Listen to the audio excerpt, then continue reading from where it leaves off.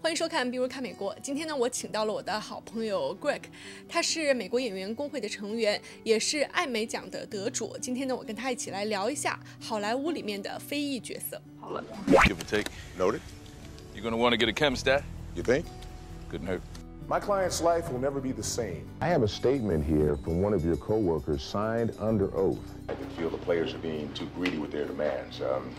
But it was one day after his daughter showed up here from school, and she was bleeding pretty bad. The first television series was where I had a recurring role was the HBO series The Wire. That's a very famous. I got lucky. I was working amongst a lot of really good actors and actresses. Which year was that? 2007. Was it 2001 to 2007? The last 4 years of the Wire. What is the stereotype of African American in Hollywood movie? Because for Chinese, it's about kung fu, it's about all the actions. From the time they started making movies, the inclusion of the African American experience was a character that would play a maid or somebody that would be working in the yard picking cotton. Obviously, we've made tremendous strides since those earlier era movies. Let me say this, the only major breakthrough that black producers made took place in the decade of the 60s and 70s when they had this thing called blaxploitation films. And blaxploitation means that they were presenting a view of the African American experience in a stereotypic way. There were quite a few blaxploitation films that came out during that time. And keep in mind that black folks went to see those movies in droves because they finally got a chance to see somebody that looked like them. But what they were actually witnessing were black men and women involved in drug dealing and prostitution, in theft and corruption. And that era ended rather abruptly because folks began to realize that we're putting out an image here that is not indicative or represent 95% of our culture. You mentioned I really enjoying the movie Green Book. Mm-hmm. Have you watched it? Yeah, I did see it. I saw it for two reasons.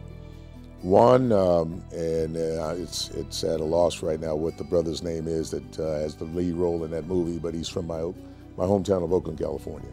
And I had a chance to work with him in a couple of scenes in this television series called House of Cards. This was 2 or 3 years ago, and I had no idea that his career would blossom as it did. What was interesting to me about Green Book was that it was actually a book that would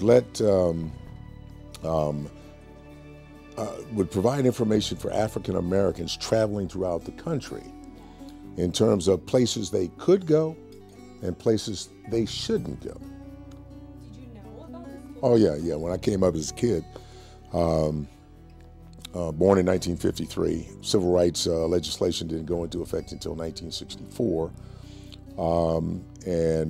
Discrimination and segregation was still very much a part of the social atmosphere in this country. And I don't think I ever saw the book, but there was this oral communication that you would have with your grandparents or your uncle or aunt, and they would tell you if you're traveling and they had been there before, where you shouldn't go and where you might be received well. Over 50 years, have you seen any changes for African American actors in Hollywood? Well, it's interesting that unless you really run the industry, unless you really run the industry from top to bottom, that is executive producers, the folks that supply the money, on down through producers and writers and all the way down to the cameramen and the production and so forth, unless you have unless you're in control of that entity, then who shows up in front of the camera is going to be limited. And But I think the greatest gift that it's given me, and many of us in this room, is the opportunity to use our voice for the voiceless. And I think at times we feel, or we're made to feel, that we champion different causes. But for me, I see commonality. I think whether we're talking about gender inequality or racism or queer rights or indigenous rights or animal rights. We're talking about the fight against injustice. We're talking about the fight against the belief that one nation, one people, one race, one gender, or one species has the right to dominate, control, and use and exploit another with impunity. Most people of color don't have that kind of control. I think what amazed me was like even just recently when you see the trailer of James Bond, the main actress is African American lady. Mm-hmm. Well, you know, what's interesting about that is that we'll recognize those things when they happen, but it's almost like an aberration. Yeah, this has happened one time to a Bond franchise that's been going on for forever, since since Goldfinger. I think it's encouraging that Hollywood and the powers that be would consider putting a black woman in that position. But again, it's interesting that they would put a black woman in that position before they would a black man. So for me, being a black man, I know that my opportunities and the opportunities for other black men in this industry are very limited. There's only 3 or 4 black men that have starring roles in Hollywood films. That would be Will Smith. You might have, not so much today, but Denzel Washington, Samuel Jackson. And these are all guys that are getting toward the end of their careers. I mean, they're getting older, the last 2 names that I mentioned. But it's very difficult for a black man to get a lead role in a movie that's not considered a black movie, per se. The way the scale works in America is white men, white women, black women, black men, Hispanic men, Asian men. So the black man is at the bottom. Every year, there's a movie that comes out about the Holocaust. Every year.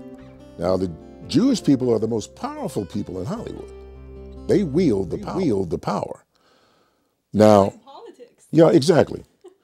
My question has always been, what about the black experience? What about slavery? What about the run for freedom? What about, but see, we don't have the kind of clout, nor the capital, nor the power, nor the control to make those types of films. Historical films that come out every year or every other year, that provide people with information, not misinformation. Do you see the decision of the Academy Award being very political? I think everything is political. And I think, again, that the shakers and movers in Hollywood have a system set up geared towards making sure that certain films win. It's an industry. It's there to make money. Thank you very much. My pleasure as always.